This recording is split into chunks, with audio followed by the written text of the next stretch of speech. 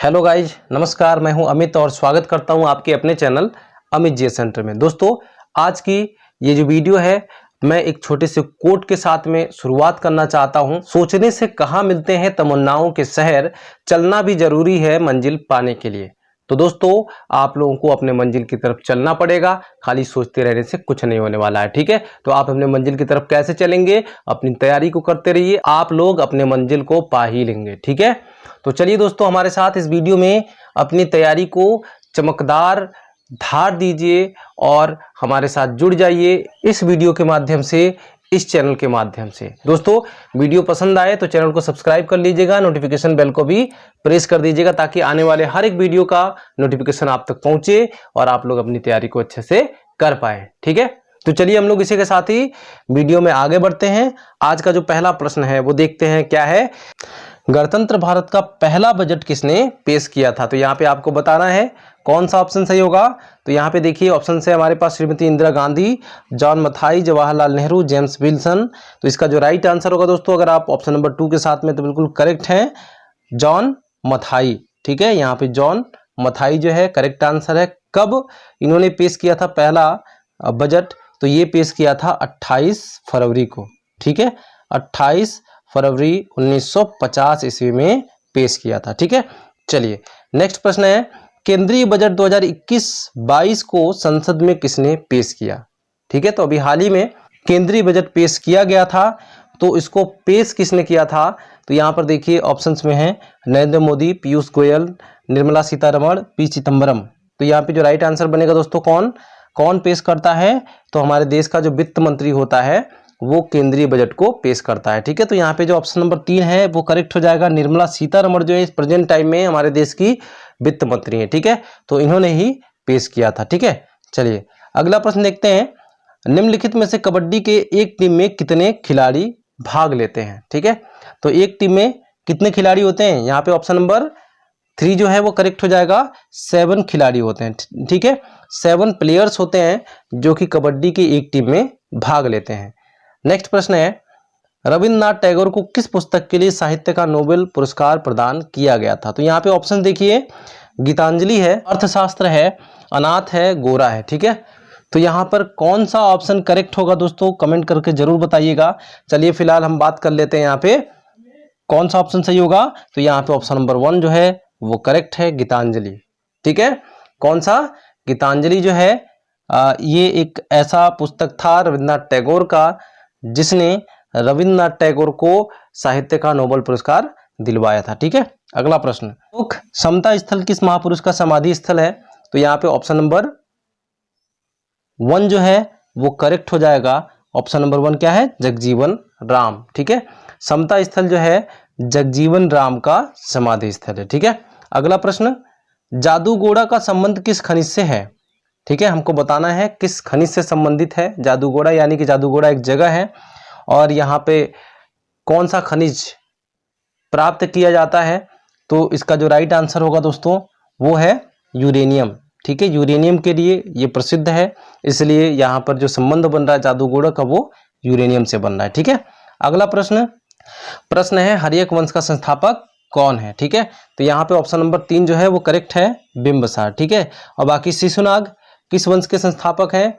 तो शिशुनाग वंश के संस्थापक हैं। ठीक है, चंद्रगुप्त जो है वो मौर्य वंश के संस्थापक हैं और महापद्मनंद जो है वो नंद वंश के संस्थापक हैं। ठीक है, लास्ट में नंद है और बिंबिसार तो हर्यक वंश के संस्थापक हो ही गए। ठीक है, चलिए अगला प्रश्न देखते हैं। प्रश्न है, तराइन का प्रथम युद्ध किस वर्ष हुआ था? तो यहाँ पे ऑप्शन से 1191, 1192, 1194 और इनमें से कोई नहीं।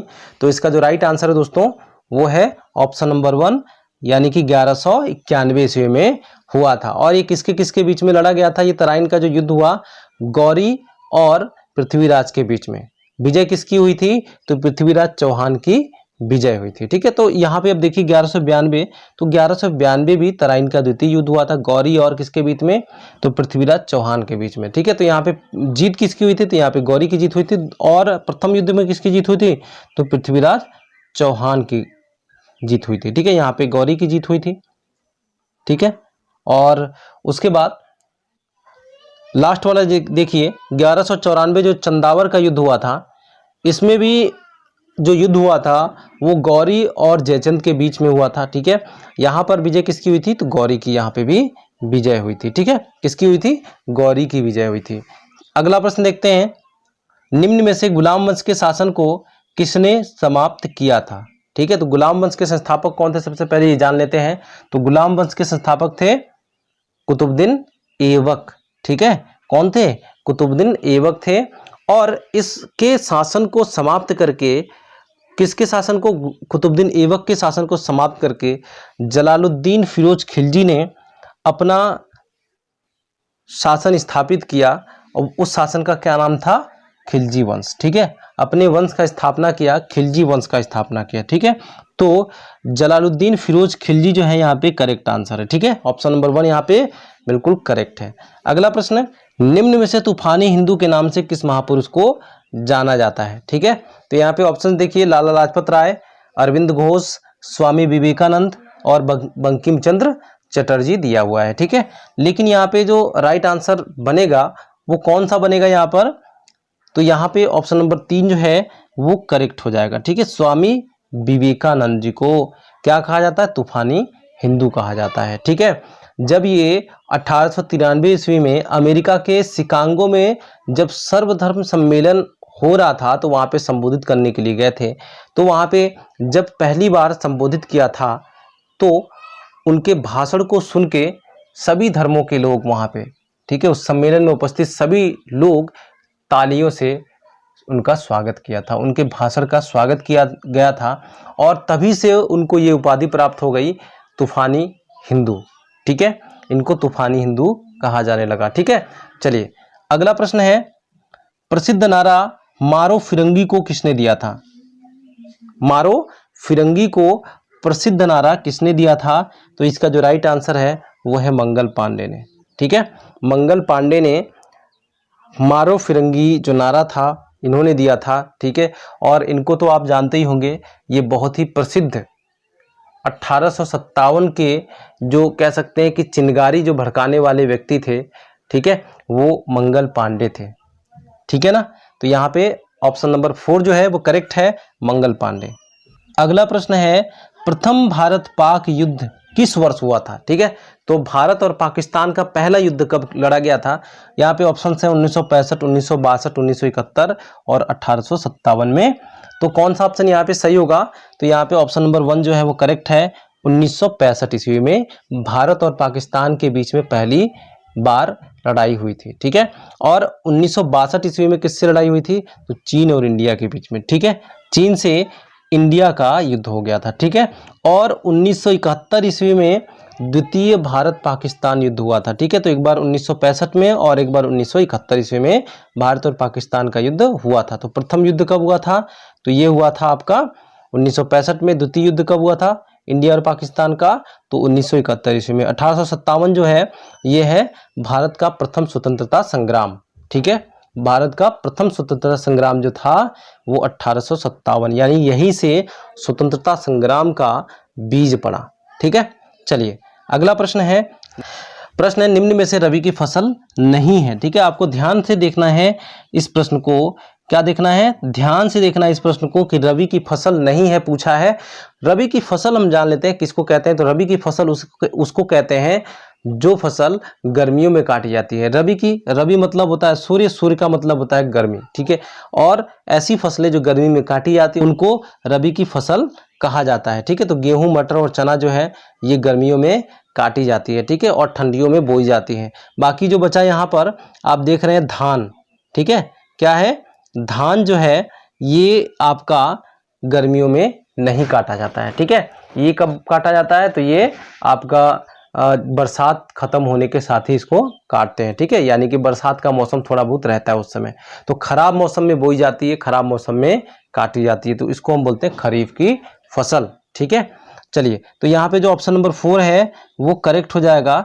ठीक है, निम्न में से रबी की फसल नहीं है, तो यहाँ पे ऑप्शन नंबर 4 जो है करेक्ट है, धान नहीं है। ठीक है, अगला प्रश्न, उत्तर भारत का मैनचेस्टर किस शहर को कहा जाता है? ठीक है, उत्तर भारत का मैनचेस्टर किस शहर को कहा जाता है? तो उत्तर भारत का मैनचेस्टर पूछा है, तो यहाँ पे ऑप्शन नंबर 3 जो है वो करेक्ट हो जाएगा। कानपुर को जो है उत्तर भारत का मैनचेस्टर कहा जाता है। ठीक है, चलिए अब हम देखते हैं इसके साथ ही एक और प्रश्न को, इसी तरीके का ये भी प्रश्न है, निम्न में से भारत का बोस्टन किसे कहा जाता है। ठीक है, तो भारत का बोस्टन जो है वो अहमदाबाद को कहा जाता है। ठीक है, ये कहां पर है, गुजरात में है। ठीक, अगला प्रश्न है, निम्न में से किसे सोने का रेशा कहा जाता है। यहाँ पे ऑप्शन देखिए, कपास है, ऊन है, जूट है और नायलॉन है। ठीक है, तो यहाँ पे जो राइट आंसर बनेगा वो है आपका जूट। ठीक है, जूट जो है सोने का रेशा कहलाता है। अगला प्रश्न, केंद्रीय रेशम अनुसंधान प्रशिक्षण संस्थान किस शहर में स्थित है। तो ये ऑप्शन नंबर 1 यहाँ पर करेक्ट है, मैसूर एवं ब्रह्मपुर में। ठीक है, कहां पर, मैसूर एवं ब्रह्मपुर में। ठीक है, अगला प्रश्न, मिशन इंद्रधनुष फिल्म में से किससे संबंधित है। ठीक है, तो यहाँ पे देखिए क्वेश्चन जो है थोड़ा गलत लिख गया यहाँ पर, मिशन इंद्रधनुष इनमें से किससे संबंधित है ये लिखा जाएगा। ठीक है, इनमें से, यहाँ पर क्या होगा, इनमें से किससे संबंधित है, ये यहाँ पे प्रश्न बनेगा। ठीक है, तो यहाँ पे जो ऑप्शन नंबर 1 है वो करेक्ट है, बच्चों के टीकाकरण से संबंधित है। ठीक है, किससे संबंधित है, बच्चों के टीकाकरण से ये संबंधित है। अगला प्रश्न है, कितनी अवधि की ध्वनि को हम नहीं सुन सकते हैं। तो यहाँ पे प्रश्न जो है थोड़ा गलत लिख गया है, यहाँ पर क्या होगा, आवृत्ति होगा। ठीक है, क्या होगा, कितनी आवृत्ति की ध्वनि को हम नहीं सुन सकते हैं। ठीक है, आवृत्ति मतलब होता है फ्रीक्वेंसी। ठीक है, कितनी फ्रीक्वेंसी की ध्वनि को हम नहीं सुन सकते हैं। तो यहाँ पे ऑप्शंस में देखिए, 20 हर्ट्ज से ऊपर, 2000 हर्ट्ज से ऊपर, 20 हर्ट्ज से नीचे और 20,000 हर्ट्ज से ऊपर। ठीक है, तो यहाँ पे ऑप्शंस हम किसी एक को सही नहीं कर पाएंगे। यहाँ पे 2 ऑप्शन सही हो रहे हैं, ऑप्शन नंबर 3।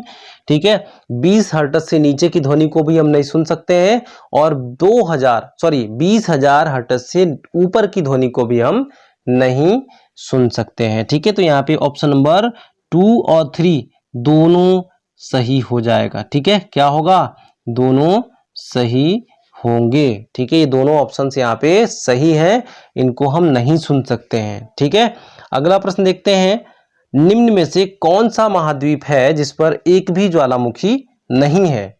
निम्न में से कौन सा महाद्वीप है जिस पर एक भी ज्वालामुखी नहीं है। तो यहाँ पे जो राइट आंसर होगा दोस्तों वो है ऑप्शन नंबर 1, ऑस्ट्रेलिया महाद्वीप। ठीक है, कौन सा महाद्वीप, ऑस्ट्रेलिया महाद्वीप। ठीक है, यहाँ पर एक भी ज्वालामुखी नहीं है।